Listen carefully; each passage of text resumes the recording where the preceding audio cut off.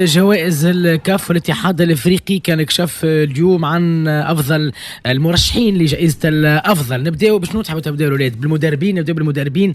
يلا نبداو بالمدربين. دونك القائمه فيها مدرب منتخب الكافير بوبيستا، فما حسام حسن، ايضا جورسيتش بيراميدز، سامي طرابلسي ناخب الوطني، ايضا مدرب المنتخب البنيني، فما معين الشعباني، طارق السكتيوي، محمد الوهبي، ايضا وليد الركراكي، وباب تياو مدرب منتخب السنغال. حسام، رايك في القائمه في العشرة ووجود سامي الطرابلسي من ضمن الافضل؟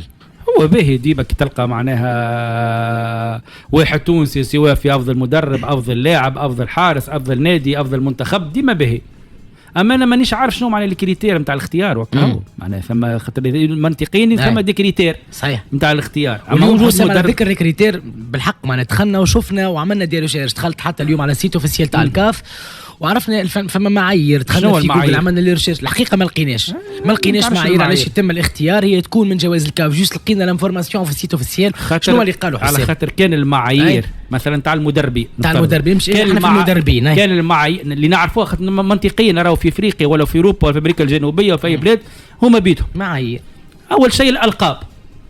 والله انا غالب الدكتور. لا ذاك صحيح. نمشيو بالكعبه مثالش نمشيو مدرب الكاب فير بوبيستا. شنو الالقاب اللي عنده؟ رشح الكاب فير هذا الكوب دي مونت اول مره. كان الكريتير نتاع ترشح لكاس العالم منطقيا. قداش من منتخب ترشح؟ هما ما يمشيوش منتخبات برك، منتخبات وكلوب. لا نبداو بالمنتخب هذوما كلهم. نبداو بالمنتخبات كلاسمون. نبداو بمدربين المنتخبات كلاسمون منطقيين. ثم 9 يكونوا موجودين. كلاسمون الكاب فير مثال فيفا، كلاسمون فيفا تاع الكاب فير انه اليوم انجاز تعتبر الكاف انه انجاز كبير يترشح مع الكوب دي مونت. حسام باهي اوكي باهي معك نجم يكون باهي نمشي معك. حسام حسن باهي مش عمل رشح المنتخب المصري للكوب دي مونت كيف سامي طرابلسي كيف نفس الشيء. باهي مدرب منتخب الجزائري وينه مدرب منتخب الجزائري؟ بيتكوفيتش مش موجود. مرشح كيف تزار كاس العالم ولا صحيح. مش موجود. على حسب نعرفش مدرب غانا موجود؟ لا مش موجود. علاش مش رشح غانا كاس العالم؟ مش موجود. معناها كان تمشي بالكريتير شكون رشح منطقيا التسعه اللي ترشحوا هما 10. لا نحكي على المنتخبات توا. هو معين الشعباني ماشي واحد ينجم يناقش. لا هز الكاف جورسيتش هز زوز القاب في المغرب وهز كوب لاكاف، هز 3 بطولات منطقيا. مدرب بيراميدز ما عندكش نقاش. مدرب منتخب المغربي للشباب هز كاس العالم محمد ينجمش يكون مش موجود. السكتيوي هز الشان ولا هز الشان. معناها منطقيا معناها بين الاربعه هذوما هزوا الالقاب. تكون الافضل هي التتويجات. لكن حسام هما سامحني هما شو الفرق اللي عمل بين ديمبيلي وبين لا يامال؟ التتويج هز شامبيونز ليج هو اللي عملت الديفيرونس في الاخر. دونك تتويجات. انا بالنسبه لي انا ريت قلت ديما باهي راهو زوز توانسه راهو سافي بليزير وماذا بيا حتى 5 ولا 6. معناها ما ثانيش واحد ما يفرحش خاطر راهو ديما اسم تونس. اما انا بالنسبه لي انا عندي مدرب بيراميدز، مدرب منتخب المغربي للشباب، معين الشعباني، مدرب بيراميدز. هما يختاروا 10 اسماء. لا بعد نحكي لك باهي قلت لك سي بيان صحيح. اما باش تقول لي انت اختار من الافضل بالنسبه لي انا الافضل هو مدرب بيراميدز. هاز شامبيونز ليج وهاز سوبر كوب وهاز لافرو ازياتيك ينجم. احنا قلنا توا الافضل اما اكثر شامبيونز ليج ولا كوب دلاكا؟ شامبيونز ليج. وشكون ربح في السوبر كوب؟ بيراميدز. لا غالب هذيك تعمل ديفيرونس. ومشى ربح اهلي جده بالعالميين النجوم نتاعها ربحها في جده 3. دونك معناه بالنسبه لي انا هو الاولاني والثاني معين الشعباني والثالث اللي تنجم تكون الاول او الثالث اللي يكون الاول بالنسبه لي انا هو مدرب منتخب المغربي للشباب. انك تكون بطل العالم وتربح اسبانيا وفرنسا والارجنتين والبرازيل والعالم هذا الكل انجاز اكثر من الباقي الكل. اما صراحه معناها بالنسبه للكريتير يمشي على اللجان. قلت لك انا ما نعرفش ما حاطينه في القائمه. على شو حاطينه في القائمه؟ جوست باش نوضحوا انه تم انشاء جوائز الكاف هذا حسب السيت اوفيسيال. جوائز الكاف في عام 2000 من قبل الاتحاد الافريقي لكره القدم لتكريم الاداء الاستثنائي في كره القدم الافريقيه. تحتفل جوائز الكاف بافضل مواهب في كره القدم الافريقيه من خلال تكريم لاعبيه مدربين فرق سواء للرجال او النساء في مختلف الفئات. حسام حكى على المدربين. دوك مش معك للنوادي الأندية فما بلوزداد، قسنطينة، زيك ميموزا، بيراميدز، باركان، ماميلودي سان داونز، أورلاندو بايرتس، ستيلنبوش جنوب أفريقي، الهلال الهلال السوداني وسيمبا التنزاني، غياب الاهلي المصري وايضا الترجي التونسي اللي عملوا كوب دي موند كلوب السناب. تو معقول هذا؟ تو بربي تو والله سامحني دكتور خذيت عليك الكلمه. تو معقول تو ما احتيار دي اقول لك المحتيرمات يا رمنا ودي كل بالوزداد شنو هزت؟ قول لي شنو هزت بالوزداد؟ انت مش تحط بالوزداد تحط مولدية العاصمه، شكون اللي هز الشامبيونات في الجزائر؟ اي معناها مولدية العاصمه هزت ولا بالوزداد؟ كلاسمون ثالثه وخسر فينال الكوب بالوزداد. والاسبيرونس هزت؟ الاسبيرونس هزت دوبلي ومشيت كاس العالم. كاس العالم مش موجوده، مش موجود. والاهلي اي شكون هز الشامبيونات؟ الاهلي شكون مشى كاس العالم؟ حسبوا على لي دومي فينال تاع لي كومبيتيسيون، على لي دومي فينال شنو؟ نتاع لي كومبيتيسيون افريكان. اي ما توز دومي فينال معناها خير ما تمشي كوب دي موند كلوب تفوز دوبلي في بلادك. هما الكريتير نتاعهم. باش اجي نقول لك حسام، بيراميدز تتويج بدوري ابطال افريقيا والسوبر الافريقي. مثال بالوزداد انهى الموسم الفارط في المرتبه الثالثه في الدوري الجزائري وخسر في نهائي الكاس. قسنطينه نصف نهائي الكاف. شنو اخر بالوزداد عمل دومي فينال هي شامبيونز ليغ عمناول؟ لا ميكرو دكتور تكلم في الميكرو. الشامبيونز ليغ كاف ما عملش دومي فينال هنا. قسنطينه نصف نهائي كاس للكاف ولازم ياخذ بركان 4-1.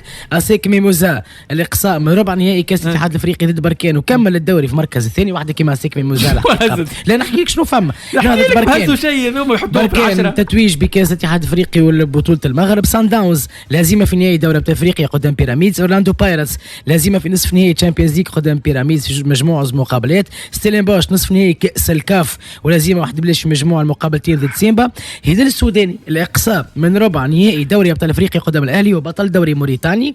الاهلي عمل الدومي فينال. لا الاهلي المصري اي سيمبا تنزاني نهائي كاس الكاف والهزيمه قدام بركان 3-1 في مجموعه. عملنا الديفينيسيون يا ودي ترضي. فما حتى كريتير ترضي ليه ثم كريتير يلزم يرضيه والناس الكل. لا فما حتى كريتير لوجيك علمي نحكي. ما حطيتش مدرب من منتخب الجزائر، جبت عملت جوز نوادي من الجزائر، حطيت جوز مدربين توانسه في المدربين، نحيت الانديه تونسيه من نوادي، حطيت زوز حره واحد حارس من تونس، ما حطيتش من كذا حط ترضيت باش ما يتغش حتى حد. وكان ما يجيش هكا ما يجيش في الافريق ما يجيش معناها ما عادش عندك كريديبيليتي. تو حتى راي في اوروبا ثم ساعات نلقاو بعض المؤاخذات شويه مش كيما هكا 50% راهو اللي يقراها راهو يضحك. راهو 50% من الليسته اور سوجي مش 50 يا ودي 70 انا 50 نقولوا 5 على 10 اور سوجي مع كامل احتراماتنا حتى دونك باش نتناقشوا في قسنطينه وبالوزداد ما عندهم حتى الحاجه اللي تفرحنا هاكا موجودين زوز مدربين توانسه وموجود ايمن دحمان في الحراس. مادامك حكيت على ايمن دحمان مادامك حكيت على ايمن دحمان لا ماكش قلت لك خاطر يعرف ما عندهم الشانس او كرهوا نسميهم بالطبيعه الناس تحب المعلومه. فما ناس ما شافتش نعرفوا نعطيهم القائمه تاع حراس المرمى ال10. دونك عندنا اندريا ونانا منتخب الكاميرون، فوتزينا، احمد الشناوي بيراميدز، منير المحمدي المغرب منهضة بركان، ياسين بونو ايضا حارس منتخب نيجيريا ستانلي نوابلي، ادوارد ميدي حدكم دي مود مش مارك جوف في الواحد في روان ويليامز تاع جنوب افريقيا تاع سان داونز وايمن دحمان.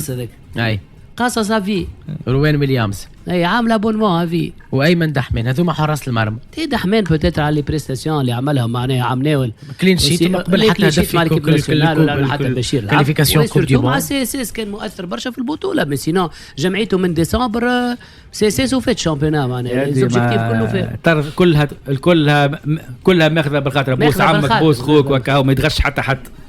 شكون اما اوكين كريديبيليتي العباد ما تركز معاه والعباد تركز معاه هي اي سيدي والله كان ما قالش حتى بلا في بالي بيه الموضوع في بالك بيه انت ما عملناه اللوكمان مركزين معاه ودي مش كيف هذا راهو واحد راهو داخل القاره ولا الكل في القاره فما البرز هذا كيف لا عملناه اللوكمان وقت اتذكر اخر دقيقه حكيمي ولا لوكمان حكيمه اللوكمان ما نعرفش تو هذه دكتور انت الكلوب هذوما في الكلوب ايه ميكرو دكتور ديما تنسى الميكرو باش نبلاش عليك تلبس الكاسك باهي. انتر كلوب الملاعبيه اللي في القاره معناها نحكيو على افريكان بلاير اوف ذا اسماعيل بالقاسمي لاعب اهلي طرابلس، ايضا بلاتي توري، ايضا لاعب يوسف دايو ديما موجود دايو نتاع بركان. دونك نلقاو فيستون مايلي سيلش موجود هز كوب داكاف وهز شامبيونا عادي يكون موجود. محمد الشيبي بيراميدز كيف محمد الحريمات، ابراهيم عادل، امام عاشور، أسامة المليوي، وأيضا محلل القنوات بيان سبورت يحذر المنتخب الجزائري والجماهير الجزائرية من منتخب الكونغو الديمقراطي، منتخب صعب جدا وقال لهم أن لا يغتروا بالأداء والنتيجة التي قدموها في دور المجموعات، برغم أنهم حصلوا على 9 نقاط من 3 مباريات، يعني للمرة الأولى منذ نسخة 2019 حيث حققوا اللقب في تلك النسخة. منتخب الكونغو أيضا حقق 7 نقاط وصعد كثاني المجموعة بفارق الأهداف عن منتخب السنغال الذين تعادلوا في المباراة اللي جمعتهما بينما بعضهم البعض بنتيجة 1 هدف لكل منهما. منتخب الكونغو كان هو الذي سبق للتهديف، ثم عدلت السنغال النتيجة، وبذلك يصعد مجموعهما لكل منهما 7 نقاط. منتخب السنغال راح يواجه منتخب السودان، والجزائر ستواجه منتخب الكونغو في مباراة يعني قوية جدا، أو نقدر نقول أنها من أقوى المباريات الموجودة في نسخة أو في دور 16. والجزائر إذا فازت في هذه المباراة ستلعب مع أول فائز من مباراة تنزانيا أظن منتخب نيجيريا، على الأغلب يكون نيجيريا لأن نيجيريا يعني هو المنتخب الثاني الذي حقق 9 نقاط. الجزائر ونيجيريا فقط استطاعوا تحقيق 9 نقاط في هذه النسخة في صدارة المجموعات يعني بالعلامة الكاملة. الجزائر سجلت 7 أهداف، استقبلت هدف وحيد من دور المجموعات. وآخر مرة حققت هذه الإنجازات الجزائر في 2019 حيث سجلت 6 أهداف ولم تستقبل أي هدف في دور المجموعات، ثم فازت على غينيا بثلاثية في الدور القادم. الجزائر مثل ما قلت لكم حاليا ستواجه منتخب الكونغو. الميزة الأخرى التي تميز منتخب الكونغو هي القوة البدنية، يعني عندهم قوة بدنية كبيرة جدا، عندهم الكثير من اللاعبين الذين يشوطون في الدوري الإنجليزي، وأيضا رأس الحربة الذي يلعب لنادي بيراميدز. ستكون يعني مثل ما قلت لكم مباراة قوية جدا جسديا بالنسبة للجزائر. يمكن أن تكون مباراة استنزاف أو خطة استنزاف سيلعب بها منتخب السنغال أو منتخب الكونغو. بينما منتخب الجزائر ستلعب لعبها العادي اللي هو الاستحواذ على الكرة، الدفاع المتقدم والضغط العالي. نتمنى التوفيق لمنتخبنا الوطني الجزائري. المباراة ستلعب يوم الثلاثاء القادم على الساعة 5 على ما أعتقد مساء، ومباريات جميع مباريات الدور 16 ستلعب كل يوم مباراتين، والفائز في هاتين المباراتين سيلعبون مع بعض في دور الربع النهائي.